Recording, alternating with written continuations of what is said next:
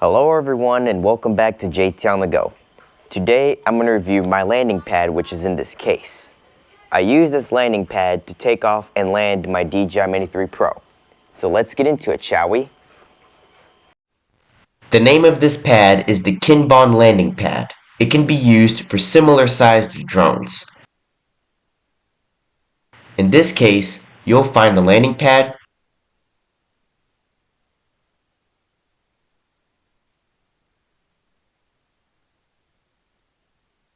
some stickers,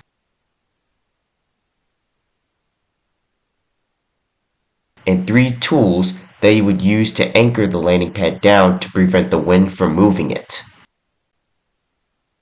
Here's how you unpackage the Kinbon landing pad. One side is blue, while the other side is orange. Here are the yellow holders. There's a tip at the bottom so they can easily be locked into the dirt.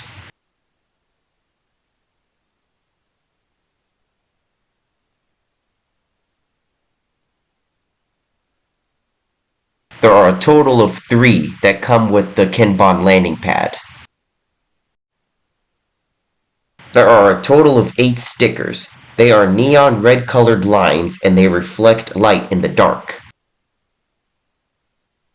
For the Kinbon landing pad, I don't take it to places where I'm flying the drone, but I use it all the time when flying at home. This pad is very useful because it acts as a flat surface for takeoff and landing, even on grassy fields with weeds in them.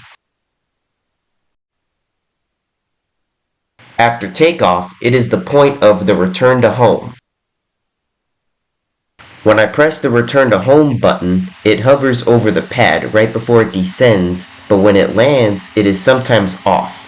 When I have the DJI Mini 3 Pro on the return to home and it's a little off from the pad, I can move it to have the H be in the middle of the camera.